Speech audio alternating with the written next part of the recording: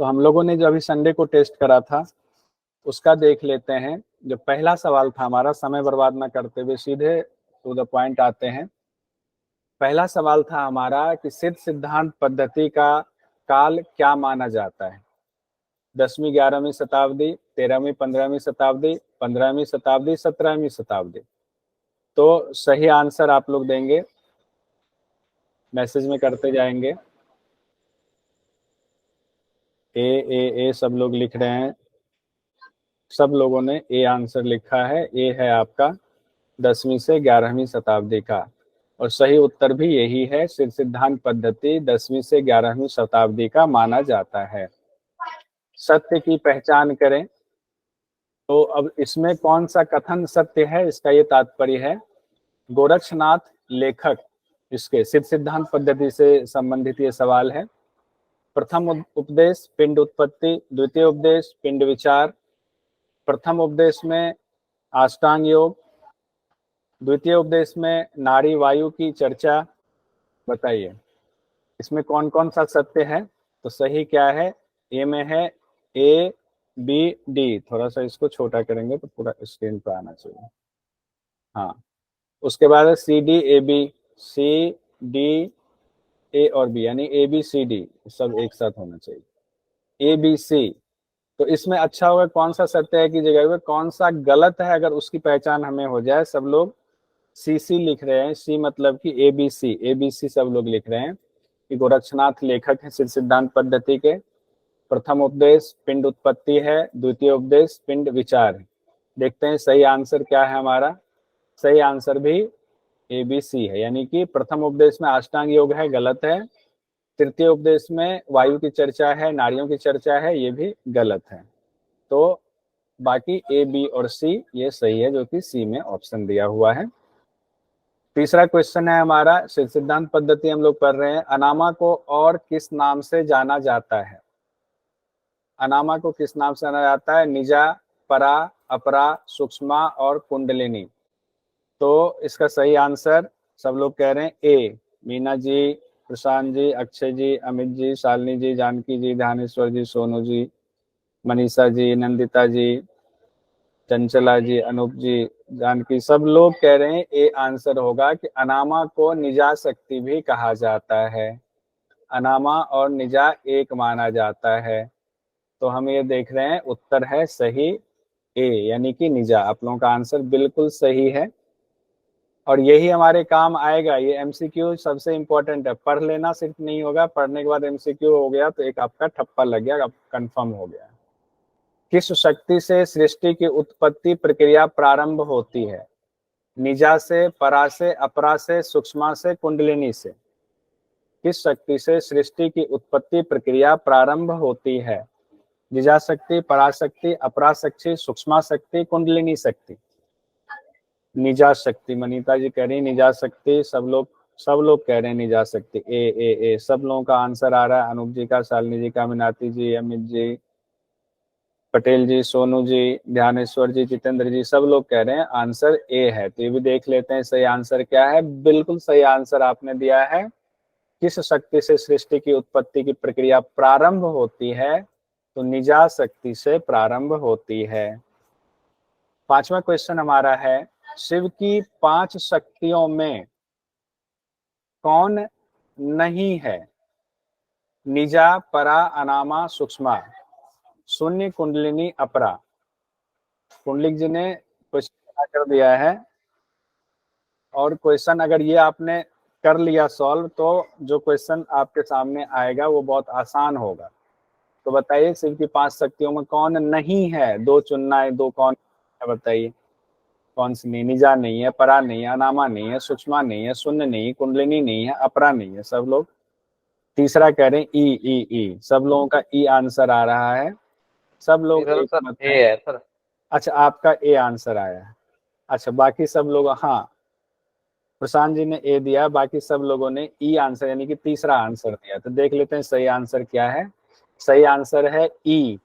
ई में क्या है? शून्य। ठीक है प्रशांत जी, आपने सी और ए मतलब सी और ई बोला, तो सी अनामा और शून्य। अनामा तो है ही, ठीक है, सिर्फ शून्य वाला जो है ये नहीं है, तो ये करेक्ट सर कर ली। एक क्वेश्चन आया था पीछे पीछे उसमें उसमें हाँ ये अनामा निजा का ही रूप है अनामा, बट उसमें अनामा को ओम जी, इसमें फिर हटा तीन दिया के से पांच नहीं हुआ क्या? शून्य पांच पर है ना। क्या क्या शंकर जी क्या कह रहे हैं? मेरा निवेदन ये था, शून्य होगा शायद, शून्य ई है ना, 500 नंबर पे है। ए बी सी डी ई, तो उत्तर तीन के हाँ से हाँ पांच नहीं है क्या? हाँ, शून्य, शून्य ही होगा, जी, शून्य होगा। शून्य तो 5 नंबर होगा यहाँ पे उत्तर में। तो आप तीन प्रशांत है जी होगा। कह रहे हैं कि जैसे कि निजा और अनामा एक है, यही कहना चाह रहे हैं ना? जी सर, तो फिर है तो वो हुआ ना, उसमें वो नहीं। अनामा हटा दिया था पीछे उसमें, तो नहीं इसीलिए मैंने अनामे पे सोचा, वैसे तो नहीं शून्य ही है खैर। शून्य, शून्य ही होगा, तो वो क्लियर कर लीजिए आप तो आगे, ताकि कंफ्यूजन ना हो। ब्रह्मा के निकट भर देखने से क्या होता है, किसकी उत्पत्ति होती है? अंतःकरण पंचक की, प्रकृति पिंड की, शक्ति की, महासाकार पिंड की, किसकी उत्पत्ति होती है? सब लोग कह रहे हैं बी। सोनू जी, शालिनी जी, निष्ठा जी, प्रशांत जी, ध्यानेश्वर जी, मनीता जी, अक्षय जी, कामिना जी, चंचला पटेल जी, जानकी जी, शंकर जी, जानकी धारवा और जानकी भदौरिया जी दोनों लोग हैं आज। सबका सही आंसर, मनीता जी, पूजा जी, आनंद जी, सब लोगों का कहना है कि बी सही आंसर है। अनूप जी देखते हैं उत्तर क्या है। तो उत्तर बिल्कुल सही है, ब्रह्मा जी के निकट भर देखने से प्रकृति पिंड की उत्पत्ति होती है। उसके बाद है अगला सवाल हमारा 7वें नंबर का, अंतःकरण पंचक में शामिल है। अंतःकरण पंचक में कौन कौन सा शामिल है? देखिए, मन, बुद्धि, अहंकार, चित्त, चैतन्य, और एफ में है सभी। तो प्रशांत जी, सोनू जी, शालिनी जी एफ, ध्यानेश्वर जी भी एफ, यानी सब लोग एफ पे ही जा रहे हैं। मनीषा जी, पूजा जी, मीनाती जी, अंकित, अमित जी, जानकी जी, शंकर जी, अनूप जी, सरोज जी, सरोज जी भी आज आए हुए हैं, बहुत बढ़िया। मीना जी, चंचला जी, पटेल जी, आनंद गुप्ता जी, सब लोगों का कहना है कि सभी, यानी कि अंतःकरण में ये 5 चीजें आपने कहा सिद्ध सिद्धांत पद्धति में बताया गया है, मन, बुद्धि, अहंकार, चित्त और चैतन्य। तो सही आंसर का अभी खुलासा हो जाएगा, सही आंसर एफ है, यानी कि सभी है। तो सिद्ध सिद्धांत पद्धति में अंतःकरण पंचक बताया गया है, उसमें 5 चीजें हैं, मन, बुद्धि, अहंकार, चित्त और चैतन्य। इसका ध्यान रखेंगे। अब है हमारा 8वां सवाल है, सिद्ध सिद्धांत पद्धति के मुताबिक चंद्रमा की कितनी कलाएं होती हैं? चंद्रमा की कला पूछ रहे हैं, सिद्ध सिद्धांत पद्धति के मुताबिक पूछा जा रहा है। 15, 16, 13, 18, 17 और 11। सोनू जी ने कहा ई, शालिनी जी, प्रशांत जी, आनंद जी, मनीता जी ने कहा 13, जितेंद्र जी ने कहा 16, बाकी सब लोगों का 17 आ रहा है। नहीं, अमित जी का बी आ रहा है, 16 आ रहा है। अच्छा, अमित जी फिर बी पे 12 पे आ गए, 12 पहुंच गए, 12 तो है ही नहीं ऑप्शन में। तो देखिए, हमें ध्यान रखना पड़ेगा कौन से शास्त्र के मुताबिक हम देख रहे हैं। तो सिद्ध सिद्धांत पद्धति के मुताबिक हम देख रहे हैं। भारती जी ने भी अभी जवाब दिया, बहुत बढ़िया। बीरा किशोर जी 17। सिद्ध सिद्धांत पद्धति के मुताबिक जो सही आंसर है वो है हमारा 17 ई वाला। सिद्ध सिद्धांत पद्धति में चंद्रमा की कलाएं बताई गई हैं, 17 कलाएं बताई गई हैं। ठीक है, बहुत बढ़िया, बिल्कुल बीरा किशोर जी। तो ये ध्यान रखेंगे सिद्ध सिद्धांत पद्धति के मुताबिक, ये कहीं नोट कर लीजिएगा, नोट करने वाली चीज है। सिद्ध सिद्धांत पद्धति के मुताबिक सूर्य की कितनी कलाएं हैं? सूर्य की कितनी कलाएं? तो 13, 17, 11 और 15। शालिनी जी ने कहा ए, प्रशांत जी ने कहा ए, सोनू जी ए, अक्षय जी कह रहे हैं 13 ए ही हुआ, मतलब हाँ, मीनाती जी भी, सब लोग इसमें ए पर एक मत हैं। मनीता जी, नंदिता जी, निष्ठा जी, शंकर जी, भारती जी, रुचि जी, सब लोग कह रहे हैं ए वाला सही है। सूर्य की कलाएं सिद्ध सिद्धांत पद्धति के मुताबिक ए है, यानी कि 13 कलाएं हैं। तो ये बिल्कुल सही आंसर है। सूर्य की कितनी कलाएं हैं? 13 सिद्ध सिद्धांत पद्धति में। और चंद्रमा की कितनी कलाएं हैं? 17 बताई गई हैं सिद्ध सिद्धांत पद्धति में। अब हम लोग जरा जोड़ी लगाएंगे, पेयर लगाने की कोशिश करते हैं। तुमने जो नाड़ियां बताई गई हैं, उन नाड़ियों का संबंध किससे है? इरा का बायां से, पिंगला दायां से, सुषुम्ना मुख द्वार से, सरस्वती का ब्रह्मदंड से, पुषा का दाईं आंख से, अलम्बुसा का बाईं आंख से। इसका सही आंसर क्या है ये बताना है। यहाँ A B C D E F का तात्पर्य ये है कि ऊपर से इरा वाला तो है ही, उस सीक्वेंस में इधर कौन सा होगा ये हमें लगाना है। नंदिता जी, सोनू जी, सब लोग कह रहे हैं कि 2 नंबर वाला है, यानी कि A B D C F. तो ए हो गया, कह रहे हैं कि ए सही है, पिंगला दाया सही है। उसके बाद सब लोग कह रहे हैं कि तीसरा में डी आएगा, तीसरा में कह रहे हैं सुषुम्ना ब्रह्मदंड आएगा। उसके बाद कह रहे हैं सरस्वती का मुखद्वार आएगा, पुषा का बाईं आंख आएगा, अलम्बुसा का ई आएगा, दाईं आंख आएगा। आप लोगों का ये कहना है। तो सही आंसर देख लेते हैं, सही आंसर क्या है। तो सही आंसर बिल्कुल सही आप लोगों ने कहा, दूसरा वाला है। एक बार फिर से देख लीजिए, इरा तो बाईं आंख है ही, पिंगला वाला भी राइट नोस्ट्रल है ही, सुषुम्ना ब्रह्मदंड है, यानी कि बीच वाला, रीढ़ की हड्डी वाला। उसके बाद है सरस्वती को कहा गया है मुख द्वार में, पुषा का क्या कहा गया है, बाईं आंख, और अलम्बुसा का दाईं आंख कहा गया। अगले क्वेश्चन पर हम लोग बढ़ते हैं, 11वें नंबर पर आते हैं। सिद्ध सिद्धांत पद्धति के मुताबिक नाड़ियों को क्रम से लगाएं। सिद्ध सिद्धांत पद्धति में नाड़ियों को क्रम से लगाएंगे। इरा, पिंगला, सुषुम्ना, सरस्वती, गांधारी, हस्तजिह्वा, पुषा, अलम्बुसा, कुहू और शंखिनी है ये। तो अब इसमें ऑप्शन दिया हुआ है 1 2 3 4। सही आंसर बताएंगे। प्रशांत जी कह रहे हैं 1 वाला होगा, A B C D E. Meena ji, Anand ji दूसरे पर आ रहे हैं, शालिनी जी भी दूसरा कह रही हैं। तो अभी कोई एक माइक खोलकर बता दीजिए शालिनी जी कि क्या पूरा सीक्वेंस है सिद्धांत पद्धति के मुताबिक। सर, ईड़ा, पिंगला, सुषुम्ना, सरस्वती, पूषा, अलम्बुसा, गांधारी, हस्तजीवा, कुहू, शंखनी। हाँ, तो सबसे लास्ट में शंख बजा रहे हैं हम लोग। तो देख लेते हैं सही आंसर क्या है। सही आंसर है हमारा बी, यानी कि दूसरा वाला है, A B D C E, A B D C और ई। तो सबसे लास्ट में शंखनी है, कुहू और शंखनी। तो शंख बजा देंगे तो कहते हैं पूजा प्रसाद हो गया, अब शंख बज गया, चलो प्रसाद ले। अगला क्वेश्चन हम देख लेते हैं। सिद्ध सिद्धांत पद्धति के मुताबिक दोनों को मिलान करेंगे, सूची 1 और 2 को। अब इसमें है, हम प्राण को देख रहे हैं, उपप्राण को। नाग, कूर्म, कृकल, देवदत्त, धनंजय किससे संबंधित है? डकार, भूख, प्यास, कंपन, नेत्र उन्मीलन, त्यागना, अंग और अंग संचालन, अनाहत और नाद, जमहाई। तो बताइए कौन सा सही होगा, किसमें कौन सा सही है? सोनू जी ने कहा डी वाला, CBAED। जितेंद्र जी कह रहे हैं ए वाला होगा, ABCDE। मनीषा जी, शालिनी जी, जयंत जी, निष्ठा जी, मनीता जी, सब लोग डी पे आ रहे हैं। सब लोग डी पे आ रहे हैं। रुचि जी डी पे आ रहे हैं। डी में कहा गया CBAED। तो देखिए इसको कहते हैं नाग वाला। आप लोगों ने कहा कि त्यागना, अंग संचालन, सिद्ध सिद्धांत पद्धति के हिसाब से हम देख रहे हैं। कुर्म का डी। जानकी जी ने कहा सी होगा। चलिए पहले आंसर देख लेते हैं, फिर हम लोग इसको मैच कर लेते हैं। आंसर है डी। तो जानकी जी, जितेंद्र जी, इसको देख लीजिएगा। सिद्ध सिद्धांत पद्धति के मुताबिक हम चर्चा कर रहे हैं। तो डी में क्या कहा गया है?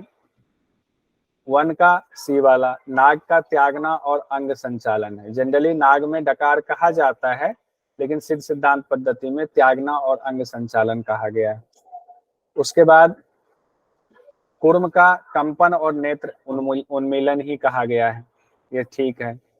कृकल का कहा गया डकार और भूख प्यास, कुकर से भूख प्यास से संबंधित है, ये ध्यान रखिए। कृकल भूख प्यास, कुकर भूख प्यास, ऐसे करके। और उसके बाद है देवदत्त जम्हाई लेता है, देवदत्त जम्हाई लेता है, ये ध्यान रखेंगे। और धनंजय अनाहत नाद से संबंधित है, ये आपका सिद्ध सिद्धांत पद्धति कहता है, ये ध्यान रखेंगे। अगला क्वेश्चन है हमारा, परपिंड की उत्पत्ति कैसे हुई है? परपिंड की उत्पत्ति, 5 शक्तियां 25 गुण से, 5 अधिष्ठात्री देव 25 गुण। देखिए 25 गुण तो सब में आएगा, अब 5 भी आएगा तो वो क्या होगा, शक्तियां होगी, अधिष्ठात्री देव, अनादि पिंड, आद्य पिंड, क्या होगा ये देखना है हमें। सब लोग कह रहे हैं ये आंसर होगा। जयंत जी, शालिनी जी, सोनू जी, मीना जी, शंकर जी, मीनाती जी, नंदिनी जी, आनंद जी, मीनाती जी, मनीता जी, मनीषा जी, पटेल जी, प्रशांत जी, जितेंद्र जी, अमित जी ने कहा सी होगा। चलिए ठीक है, एक क्वेश्चन ये भी है, इनमें से कोई नहीं, तो सही आंसर हम देख लेते हैं। सही आंसर हमारा होगा, उत्तर है ए। सही आंसर है हमारा ए। ए में 5 शक्तियां 25 गुण से, 5 शक्तियां और 25 गुण से पर पिंड की उत्पत्ति हुई है। ध्यान रखिए, 5 शक्तियां 25 गुण। इसमें कई चीजें ना बार बार जब आप बोल करके पढ़ेंगे घर पे भी, इसके जो आपको पीडीएफ मिले हैं उसको बोल बोल करके पढ़िएगा तो याद होगा, क्योंकि सिद्ध सिद्धांत पद्धति में आंकड़े बहुत ज्यादा है, तो आंकड़ों की वजह से थोड़ी सी दिक्कत होती है। अगला सवाल हमारा है सिद्ध सिद्धांत पद्धति में, महासाकार पिंड की कितनी मूर्तियां हैं। महासाकार पिंड की कितनी मूर्ति, जनरली कंफ्यूजन कहाँ होती है, हम ये 5 मानकर चलते हैं कि 5 है, चूंकि इसमें 5 की गणना बहुत ज्यादा है, लेकिन हर जगह 5 हो जरूरी नहीं है। दूसरा कंफ्यूजन क्या होता है, महासाकार पिंड है, हम लोग कहते हैं महासागर पिंड, महासागर नहीं महासाकार पिंड। इसमें भी सब लोगों का आंसर यही आ रहा है 8। महासाकार पिंड की कितनी मूर्तियां हैं, तो 8 मूर्तियां हैं। हम लोग सही आंसर देख लेते हैं। बिल्कुल सही जवाब दिया आप लोगों ने, महासाकार पिंड की 8 मूर्तियां हैं। जो हमने कहा कि 5 हर जगह नहीं फिट बैठता है, तो महासाकार पिंड सिद्ध सिद्धांत पद्धति में बताया गया है, उसकी 8 मूर्तियां बताई गई हैं। महासाकार पिंड की अंतिम मूर्ति कौन सी है, कैसे याद किया था हम लोगों ने, कोई फॉर्मूला बताइए कैसे याद किया था। परम शिव, ब्रह्मा, शिव और विष्णु, अंतिम मूर्ति कौन सी होगी। सबसे सबसे पहले ब्रह्मा से नीचे से शुरू किया था, ब्रह्मा, विष्णु, शिव, ईश्वर, सदाशिव, श्रीकंठ, भैरव, परम शिव। अंतिम मूर्ति नीचे से शुरू किया, मतलब नीचे वाला सबसे अंतिम वाला, तो ब्रह्मा जी सही आंसर है। और सबसे पहले वाले कौन से हो गए, कि जो चक्र से आप जोड़ते चले जाओ ना, जो हम लोगों ने पढ़ा हुआ है, तो पुंडलिक जी ने बताया भी होगा, चक्र से नीचे से जोड़ते चले आए तो सदाशिव तक तो आप ऐसे ही पहुंच जाते हैं। 5 वहां पहुंच गए, उसके बाद आपको 3 याद करना होता है बस, तो उसमें आपको दिक्कत नहीं होगी। अब आते हैं हम लोग 16वें सवाल पर। महासाकार पिंड की पहली मूर्ति कौन सी हो गई, अब बता दीजिए। अब ये किसी का गलत नहीं होना चाहिए, उम्मीद है ये किसी का भी गलत। परम शिव अभी हम लोगों ने देख लिया, पहली मूर्ति है हमारी परम शिव, तो इसमें अब ज्यादा समय नहीं लेंगे। उसके बाद 17वां सवाल हमारा है, सिद्ध सिद्धांत पद्धति के मुताबिक बच्चा नपुंसक पैदा होता है, क्यों होता है ऐसा, कोई बच्चा नपुंसक पैदा क्यों होता है सिर्फ सिद्धांत पद्धति के मुताबिक। साइंस वाइंस यहाँ थोड़ी देर के लिए भूल जाइए, एग्जाम में मामला गड़बड़ हो जाएगा, ज्यादा इमोशनल नहीं होना है। बी सब सर। लोग कह रहे हैं बी, रजबीर, ये बी लिखा हुआ है। रजबीर की मात्रा समान होने पर, आप लोगों का ये कहना, सब लोग कह रहे हैं कि रजबीर की मात्रा जब समान होती है तो बच्चा नपुंसक पैदा होता है। ये सिद्ध सिद्धांत पद्धति में लिखा है और यही आंसर इसका सही है। अब हम आते हैं 18वें सवाल पे, रज बीड़ी के संयोग से प्राणी की पहली उत्पत्ति क्या होती है। रज और बीड़ी मिला, एक बच्चा पैदा हुआ या हम लोग पैदा हुए, तो पहला क्या हमारा है, स्थूल शरीर जो हो रहा है उसकी प्रथम उत्पत्ति। आप लोगों ने कहा ए, कलल, सलल, तलल, जलल, तो सब लोगों का आंसर आ रहा है कलल। मेरा किशोर जी बहुत सुंदर, कलल। तो देख लेते हैं सही आंसर क्या है। सही आंसर भी यही है, पहला जो है वो कलल। इसको ऐसे याद रखिएगा कि हम जब उत्पत्ति हुए तो पहला क्या था, क से है, कलल, क ख ग पढ़ते हैं ना, क से शुरू हो रहा है, कलल वाला हम याद रख लेंगे, ऐसे याद रहेगा, पहला अक्षर क से याद रह जाएगा। उसके बाद सिद्ध सिद्धांत पद्धति के चतुर्थ उपदेश का नाम क्या है। पिंड उत्पत्ति है, पिंड विचार है, पिंड संवित है, पिंडाधार है, क्या है ये सिद्ध सिद्धांत पद्धति के चतुर्थ उपदेश का नाम क्या है। तो सही उत्तर देख लेते हैं, सब लोग कह रहे हैं चौथा वाला, पिंड आधार, बहुत सुंदर, सब लोगों का सही है। सिद्ध सिद्धांत पद्धति का चतुर्थ उपदेश कल ही आप लोगों ने पढ़ा है, पिंड आधार है। अब इसमें से सिद्ध सिद्धांत पद्धति के मुताबिक सत्य को पहचानिए। कुल अकुल, कुल अकुल, सभी सत्य सभी गलत। कुल में कहा गया शिव को, अकुल में शक्ति को, फिर यहाँ कुल में शक्ति को, अकुल में शिव को। सभी सत्य सभी गलत, सभी सत्य तो हो ही नहीं सकता है, सभी गलत ये भी नहीं हो सकता है, तो कौन सा होगा? दो ही इसमें से कोई सही होगा। कुल अकुल शिव और शक्ति, कौन सा सही होगा? तो सही आंसर हम लोग देखते हैं कि क्या है इसका सही आंसर। सब लोग सी और डी बोल रहे हैं, बी वाला सब लोग कह रहे हैं कि सी और डी सही होगा। तो बी आंसर बिल्कुल सही है, यानी कि सी और डी बिल्कुल सही है। कुल कहा गया है शक्ति को, अकुल कहा गया है शिव को। ठीक है, अ मतलब नहीं, शिव तो निराकार ओंकार है, इसीलिए अकुल से इनको याद रखिए, अकुल कहा गया है। अकुल जैसे ही आएगा तो उनकी शक्ति है से संबंधित हो जाएगा। कुंडलिनी के प्रकार कितने हैं? सिद्ध सिद्धांत पद्धति के मुताबिक कुंडलिनी के कितने प्रकार बताए गए हैं? सब लोग कह रहे हैं B B B. Ruchi ji 8 कहाँ से आ गया? B B, Shalini ji B, Prashant ji, Meena ji, Janaki ji, Bira Kishore जी। सही आंसर भी देख लेते हैं। सही आंसर है बी यानी 2। 8 जिन्होंने कहा बताइए कौन कौन से 8 हैं, नाम बताइए 8 कौन कौन से हैं। रुचि जी देखिए अभी बोल लेंगे ना तो अभी सब लोगों को याद हो जाएगा, ये तय है। ये पूछने का मकसद ये नहीं है कि पता नहीं, इसको कुछ बहुत बड़ा हाइप नहीं करना है। अभी अभी याद कर लेंगे ना, अभी सब लोग दिमाग पे जोर डाल रहे होंगे क्या है क्या, किन्हीं को याद है तो बताइए माइक खोल कर। प्रबुद्ध और प्रबुद्ध, अप्रबुद्ध। प्रबुद्ध, हाँ, प्रबुद्ध, प्रबुद्ध और अप्रबुद्ध। अप्रबुद्ध। ठीक है मीना जी, प्रबुद्ध और अप्रबुद्ध मतलब एक जगा हुआ है और एक सोया हुआ है। अगर सिंपल और साधारण सरल शब्द में कहें कि कुंडलिनी जागृत है और कुंडलिनी सोई हुई है, प्रबुद्ध अप्रबुद्ध, ये सिद्धांत पद्धति में ये 2 भेद बताया गया है।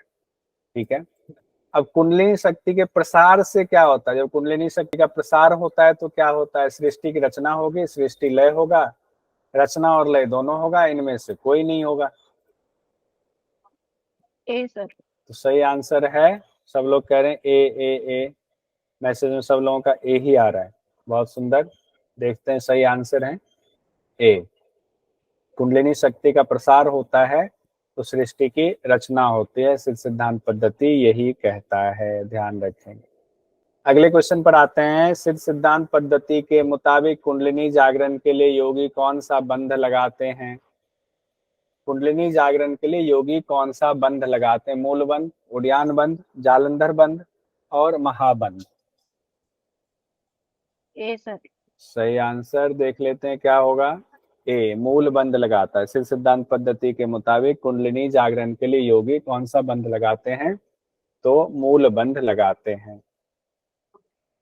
उसके बाद है अगला, कुंडलिनी के ऊर्ध्व शक्ति का फल क्या होता है? कुंडलिनी के ऊर्ध्व शक्ति का फल इंद्रियों में आसक्ति, परम पद, जीवात्मा स्थित, संसार कपाट खोलना। सब लोग कह रहे हैं बी। जयंत जी, शालिनी जी, सोनू जी, मीना जी, प्रशांत जी, मनीषा जी, जितेंद्र जी, परम पद बी। ठीक है रुचि जी, सब लोग कह रहे हैं परम पद, तो आंसर सही है। कुंडलिनी जब ऊर्ध्व शक्ति का जो फल होता है वो परम पद की प्राप्ति कहा गया है। 25 नंबर का क्वेश्चन है, सिद्ध सिद्धांत पद्धति के पंचम उपदेश का नाम क्या? आज ही आप लोगों ने पढ़ा है, मुझे उम्मीद है गलत नहीं होगा। पिंड उत्पत्ति, पिंड विचार, अवधूत योगी, पिंड आधार, पिंड पद समरस। ई सब लोग ई कह रहे हैं, पिंड पद समरस। शालिनी जी, सब लोगों का यही आ रहा है। अक्षय जी, जितेंद्र जी, सेजल जी, सब लोग कह रहे हैं ई है, तो सही उत्तर है ई।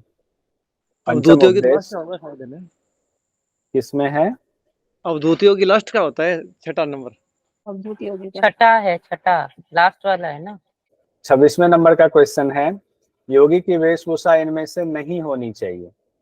शंख, मुद्रा धारण किए हुए, केश दाढ़ी मूछ, सोमरस पान, जनसमूह में रहना, त्रिपुंड, भस्म से 3 रेखाएं वाली तिलक बनाना। डी। नहीं होना चाहिए ये पूछ रहा है, तो ध्यान रखिएगा। सब लोग कह रहे हैं डी, जनसमूह में रहना नहीं होना चाहिए। सही उत्तर है डी। यानी कि योगी की वेशभूषा में शंख और मुद्रा धारण किए रहेंगे, केश दाढ़ी मूछ भी बढ़ाएंगे, सोमरस का पान, यहाँ सोमरस दूसरा मत समझ लीजिए, गड़बड़ हो जाएगा। यहाँ अपना सोमरस अमृत पान की बात हो रही। त्रिपुंड धारण, भस्म से 3 रेखाओं का तिलक, ये योगी की वेशभूषा है। सबसे लास्ट वाले अध्याय में जो है अवधूत योगी वाला बताया गया है। गुरु के प्रभाव से योगी कितने वर्ष में अलौकिक शक्तियों से युक्त होकर 3 लोकों में, यानी तीनों लोकों में भैरव के समान पूजा जाता है? B 10 sir. वर्ष युक्त सिद्धि, 12 वर्ष, 13 वर्ष, 100 वर्ष। कितने वर्षों में? गुरु के प्रभाव से कितने वर्षों में? तीनों लोकों में भैरव के समान। सब लोग बी बोल रहे हैं, बी में 12 वर्ष है।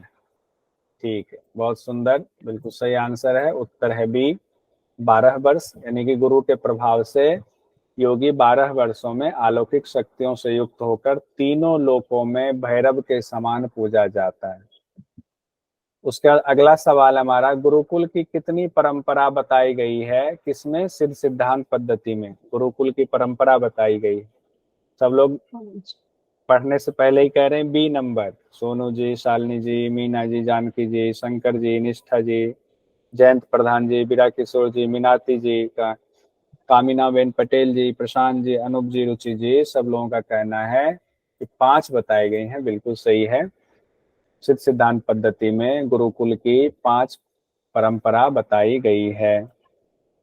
29 नंबर का क्वेश्चन है, सिद्ध सिद्धांत पद्धति में पंच महाभूत को क्या बताया गया है? 5 पिता, 5 संतान, 5 माता, 5 गुरु। बी 5 संतान। हाँ, 5 संतान। अच्छा, सब लोगों का आंसर यही आ रहा है, संतान वाला। अरे वाह, बीरा किशोर जी ने, अच्छा आपने वो वाला लिख दिया हुआ है। ठीक है, कोई बात नहीं, बहुत अच्छा, समय लगा आपको लिखने में। अच्छा, इसमें डी आंसर भी आया हुआ है। अमित जी, डी आंसर आपका आ गया है। डी नहीं, बी वाला है, 5 संतान। पंच महाभूत को क्या बताया गया है? 5 संतान बताया गया है, ये ध्यान रखेंगे। 5 गुरु नहीं बताया गया है, 5 संतान बताया गया। सिद्ध सिद्धांत पद्धति के मुताबिक मिलान कीजिए, सूची 1 और सूची 2 को मिलान कीजिए। पंच महाभूत गुण क्या होगा बताइए? सब 5 महाभूत का गुण है, बहुत आसान है, कोई दिक्कत नहीं है। नीचे आपके कूट दिए हुए हैं, कूट को देखिए और बताइए।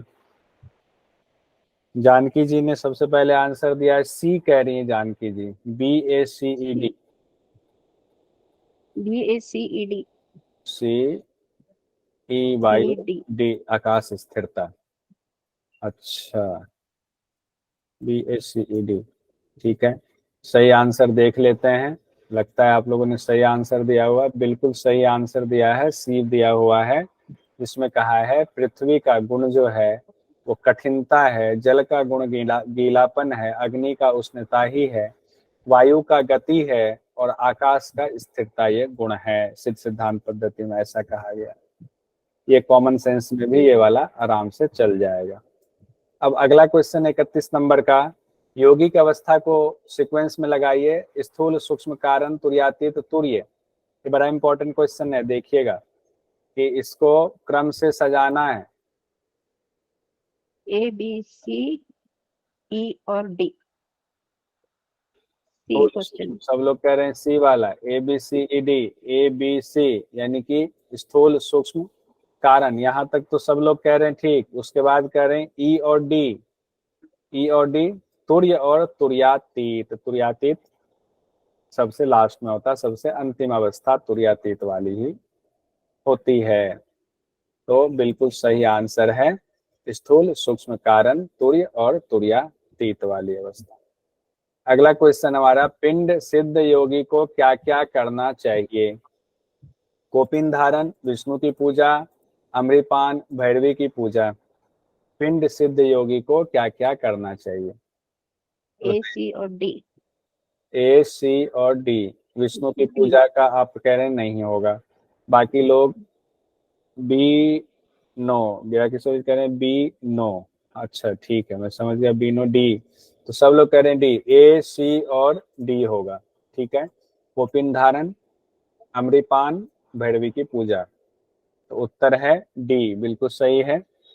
ध्यान रखिए, पिंड सिद्ध योगी की चर्चा हो रही है, क्या क्या करना चाहिए। सिद्ध सिद्धांत पद्धति के षष्ठ उपदेश का नाम क्या है? अवधूत योगी, पिंड पद समरस, पिंड आधार, पिंड संविद। ए वाह, अवधूत योगी। सब लोग एकदम से आ रहे हैं ए नंबर पे, तो ज्यादा समय ना लेते हुए बिल्कुल सही आप लोगों का आंसर है अवधूत योगी। तो पता चल गया सिद्ध सिद्धांत पद्धति के छठे उपदेश में अवधूत योगी की चर्चा है। और हम लोग आते हैं, अवधूत योगी कितने आश्रमों में रहने वाला होता है? 1 2 3 4। अवधूत योगी कितने? चारों आश्रम का नाम बता दीजिए, कौन कौन से चारों आश्रम में एक साथ अवस्थित रहता है? अवधूत योगी की विशेषता है ब्रह्मचर्य, गृहस्थ, वानप्रस्थ और संन्यास। वो अवधूत योगी चारों ही आश्रम में एक साथ अवस्थित रहता है। उसकी सुंदर व्याख्या है, किसी दिन इस व्याख्या पर आएंगे। तो सही आंसर है अवधूत योगी चारों ही आश्रमों में एक साथ अवस्थित रहता है। त्रिदंडी का अर्थ क्या होता है? 35 नंबर का क्वेश्चन है। सन्यासी का समूह 3 दंड धारण करता है। भू भुव स्व को धारण किया है। अ उ मा मिलकर त्रिदंडी, ब्रह्मा विष्णु रुद्र है।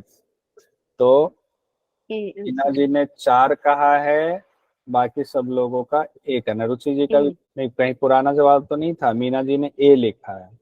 सन्यासी का समूह 3 दंड धारण करता है। अच्छा, अब सब लोगों ने, मनीषा जी, जानकी जी, सोनू जी, मनीता जी, सब लोगों का कहना है कि ए वाला आंसर सही है।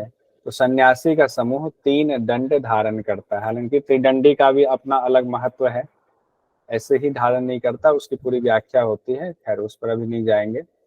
36वां क्वेश्चन है, सिद्ध सिद्धांत पद्धति के मुताबिक मैथुन का अर्थ है स्वपिंड, परपिंड में समरस, मन का विलय, माया, विवेक।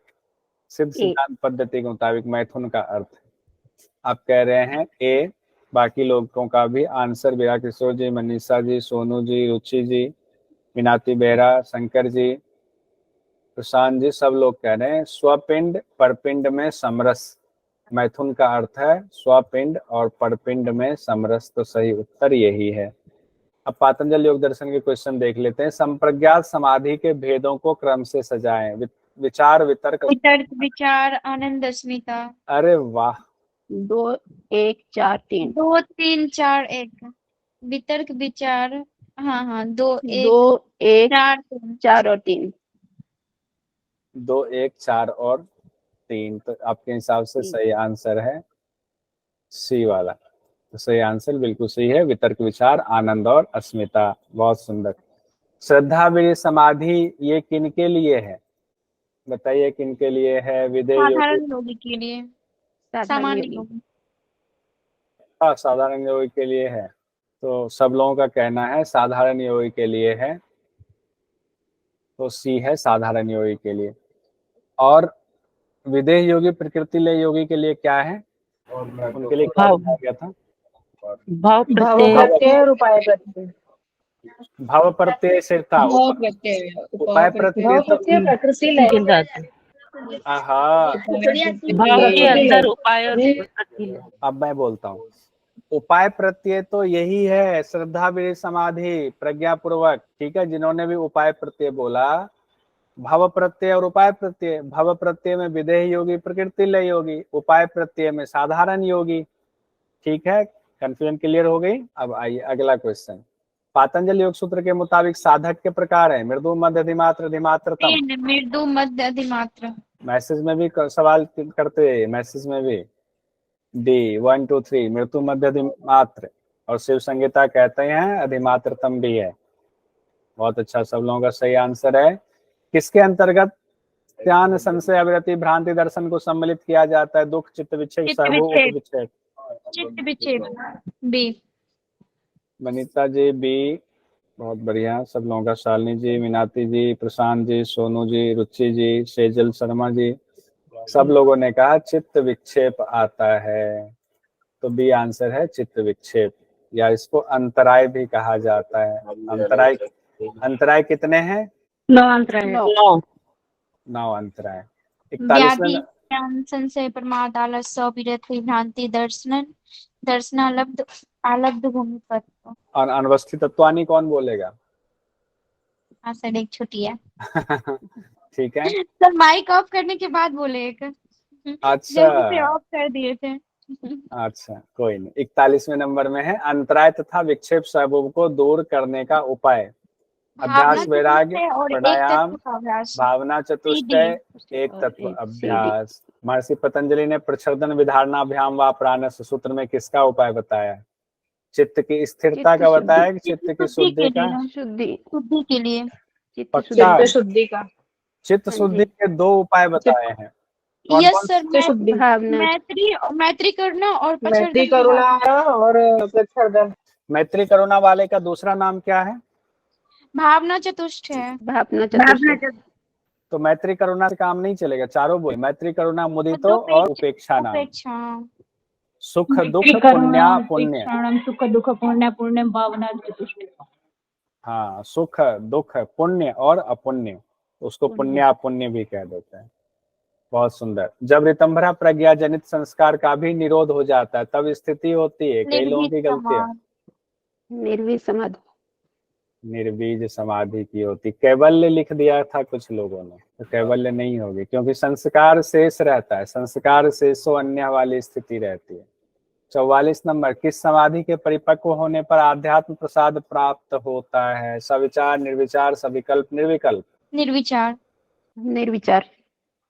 सब लोग कह रहे हैं, शंकर जी, शालिनी जी, जानकी जी, मनीता जी, मनीषा जी, पटेल जी, प्रशांत जी, सोनू जी, जितेंद्र जी, सब लोग कह रहे हैं निर्विचार। तो अंतिम वाला जो होगा ना, देखिए, सविकल्प, निर्विकल्प, सविचार, निर्विचार, तो अंतिम वाला निर्विचार वाला है। इसी को उच्चतम माना गया है संप्रज्ञात में। तो इसके सिद्ध परिपक्व होने पर आध्यात्म प्रसाद की प्राप्ति होती है। इसका सूत्र कोई बता सकते हैं? सूत्र बताइए कोई। निर्विचार हाँ, एक बार फिर से बोलिए, एक अंक। सूक्ष्म विषय व्याख्याता। बताइए कोई। निर्विचार वैशारध्य अध्यात्म प्रसाद। अगले पर आते हैं। सविचार और निर्विचार समाधि का विषय होता है, स्थूल सूक्ष्म दोनों, इनमें से कोई नहीं। सविचार और निर्विचार समाधि सूक्ष्म दोनों होता है।